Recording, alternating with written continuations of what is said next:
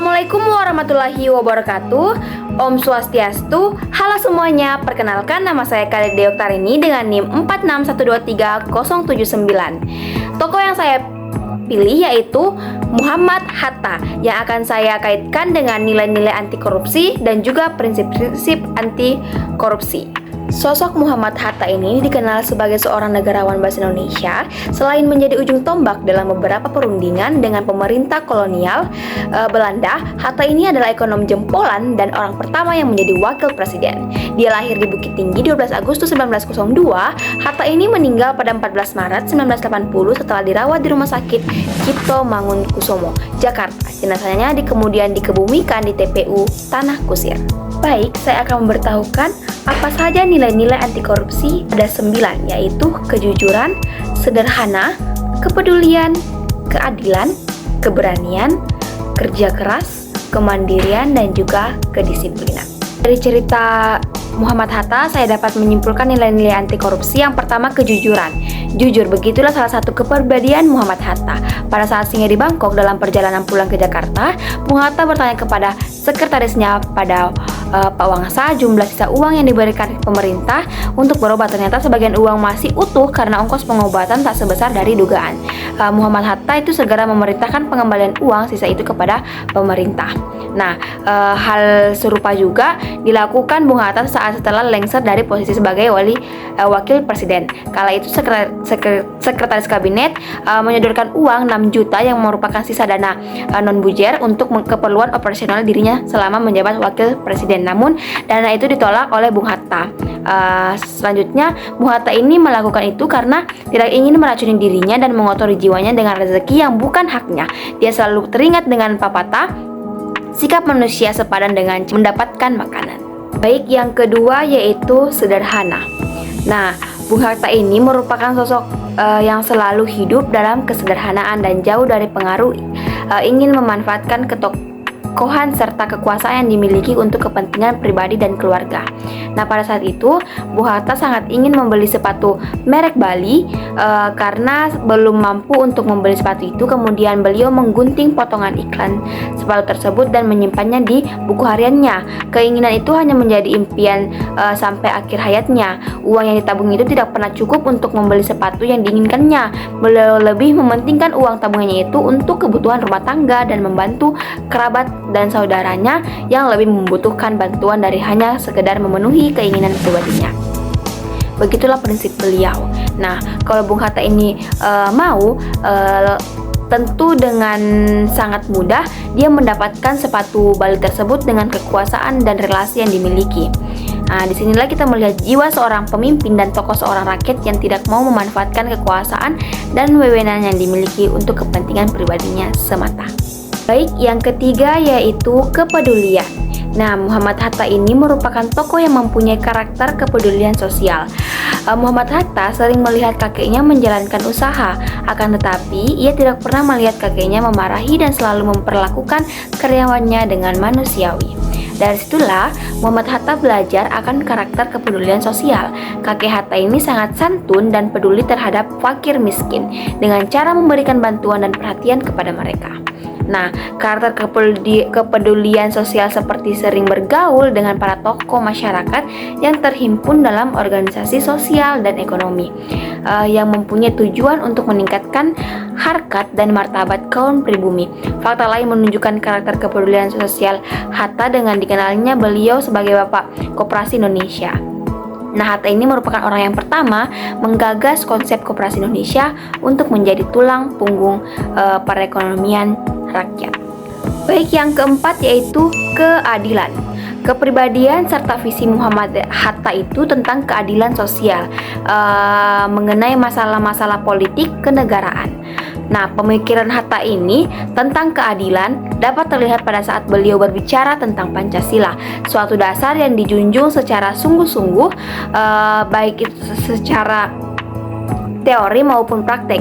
Nah, bagi Hatta itu sila ketuhanan yang Maha Esa merupakan prinsip yang membimbing cita-cita kenegaraan di Indonesia. Prinsip spiritual ini memberikan bimbingan kepada semua pihak bagi rakyat dan bangsa Indonesia. Lalu sila kemanusiaan yang adil dan beradab itu adalah kelanjutan dari sila pertama sebagai prakteknya. Begitu pula dengan sila ketiga dan keempat. Sedangkan sila kelima yakni keadilan sosial bagi seluruh rakyat Indonesia menurut Hatta menjadi tujuan akhir dari ideologi Pancasila. Baik, yang kelima yaitu keberanian. Nah, Hatta ini adalah sosok pemimpin yang tidak takut terhadap dengan sesuatu terburuk sekalipun. Pada dasarnya, Hatta ini adalah seorang demokrat yang cinta damai dalam memperjuangkan perubahan. Tetapi bila tidak ada jalan lain, kekerasan pun bukanlah halangan demi mencapai kebenaran dan keadilan.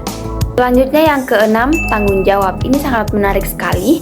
Di sini ada kisah Ibu Rahmi, istri Muhammad Hatta, sangat kecewa demi membeli sebuah mesin jahit. Sedikit demi sedikit ia menyisihkan sebagian dari penghasilan yang diberikan Bung Hatta. Namun ketika tabungannya ini sudah cukup untuk membeli sebuah mesin jahit idamannya, tiba-tiba saja pemerintah mengeluarkan kebijakan senering, yaitu pemotongan nilai uang dari 100 perak menjadi 1. Alhasil nilai tabungan Ibu Rahmi pun menurun dan tidak lagi cukup untuk membeli mesin jahit. Ibu Rahmi ini merasa dikhianati karena justru Bung Hatta lah yang mengumumkan senering tersebut. Keluhan sang istrinya yang akrab dipanggil Yuke itu tak membuat Bung Hatta marah, tetapi dia menjelaskan bahwa seandainya Hatta mengatakan terlebih dahulu kepada istrinya, nanti pasti hal itu akan disampaikan kepada ibunya. Lalu mereka berdua akan mempersiapkan diri dan mungkin akan memberitahu kawan-kawan dekat lainnya. Dan hal itu tidak baik menurut Muhammad Hatta. Kepentingan negara itu katanya tidak ada sangkut pautnya dengan usaha memumpuk kepentingan keluarga. Rahasia negara adalah tetap rahasia. Sesungguh pun Muhammad Hatta bisa percaya kepada istrinya, tetapi rahasia ini tidak patut dibocorkan kepada siapapun. Biarlah rugi sedikit demi kepentingan seluruh negara. Selanjutnya yang ketujuh yaitu kerja keras. Nah, Muhammad Hatta ini menempuh pendidikan di Sekolah Rakyat Melayu Fort de Kock pada 1913. Hatta pindah ke Europese Leisure School atau IELS di Padang pada 1916. Setelah lulus, ia meneruskan studi di Mulo, di kota yang sama. Sejak masuk di Mulo, inilah Muhammad Hatta mulai tertarik pada pergerakan. Ia lantas bergabung dengan Jong Sumantranenbon di sana hingga 1921 Muhammad Hatta menjabat sebagai bendahara. Nah, sosoknya kian mengemuka semasa menimba ilmu di Netherlands Handelshogeschool di Rotterdam pada 1921. Ia bergabung dengan Instje Vereniging yang lantas berubah menjadi Perpimum Indonesia pada 1926. Hatta menjadi pemimpin organisasi pergerakan nasional di Belanda tersebut. Karena pengaruhnya yang besar, Hatta berkali-kali ditangkap dan diasingkan oleh pemerintah kolonial. Namun perjuangannya itu tak pernah berhenti hingga menjadi sosok yang mendampingi Insinyur Soekarno memproklamasikan kemerdekaan Indonesia pada 1945. Selain menjadi wakil presiden, Hatta juga pernah menjabat Menteri Luar Negeri dan Perdana Menteri. Selanjutnya yang ke-8 yaitu kemandirian. Nah, kisah hidup Hatta ini sangat penuh warna. Dia lahir di Bukit Tinggi 12 Agustus 1902 dalam keluarga yang dipengaruhi dua hal berbeda. Ayahnya ini berasal dari keluarga ulama dan sedangkan ibunya berasal dari keluarga pedagang.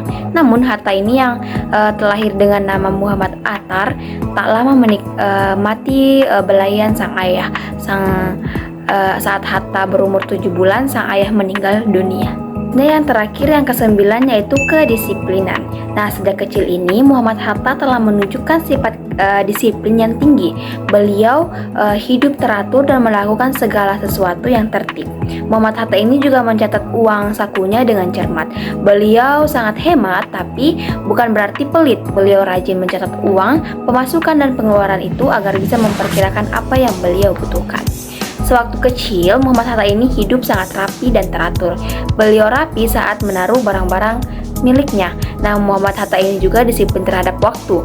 Bila ada seseorang yang berjanji dengannya pada jam tertentu dan orang itu terlambat datang, maka Muhammad Hatta ini tidak segan akan menolak menemui orang yang terlambat itu. Nah, Muhammad Hatta ini juga rajin belajar. Muhammad Hatta menggunakan sebagian besar waktu untuk belajar. Sejak usia 5 tahun, beliau ini sudah belajar, terutama bahasa asing. Pada siang hari, beliau itu belajar di sekolah Melayu Paripat. Sore harinya itu beliau les bahasa Belanda kepada Tuan Ledeboer, seorang Belanda. Dan juga ini Muhammad Hatta disiplin dalam beribadah. Dalam kisah Muhammad Hatta ini, prinsip anti korupsi yang terkait adalah yang pertama akuntabilitas, di mana Muhammad Hatta adalah seorang tokoh yang sangat menekankan pentingnya akuntabilitas dalam pemerintahan, yang memegang prinsip bahwa para pemimpin harus bertanggung jawab atas tindakan dan keputusan mereka, termasuk dalam pengelola keuangan negara. Yang kedua yaitu transparansi. Nah, Muhammad Hatta juga mendorong transparansi dalam pemerintahan. Ia percaya bahwa dengan memberikan akses informasi yang jelas dan terbuka kepada publik dapat mencegah terjadinya praktik korupsi yang tersembunyi. Yang ketiga, kewajaran. Muhammad Hatta ini mengedepankan prinsip kewajaran dalam pengambilan keputusan dan kebijakan. Ia menekankan pentingnya keadilan dan kesetaraan dalam pemerintahan sehingga dapat mengurangi peluang terjadinya korupsi. Yang keempat yaitu kebijakan. Muhammad Hatta juga berfokus pada pentingnya kebijakan yang baik dan efektif dalam mencegah korupsi. Ia menyadari bahwa kebijakan yang kuat dan dapat menciptakan lingkungan yang tidak menguntungkan bagi praktik korupsi. Yang kelima yaitu kontrol kebijakan. Muhammad Hatta juga menekankan pentingnya kontrol dan pengawasan terhadap kebijakan yang diterapkan. Ia percaya bahwa dengan adanya mekanisme kontrol yang efektif dapat mencegah terjadinya penyalahgunaan kekuasaan dan korupsi. Dalam keseluruhan, Muhammad Hatta adalah seorang tokoh yang sangat peduli dengan prinsip anti korupsi. Dan dia berusaha menerapkan prinsip-prinsip ini dalam kepemimpinannya.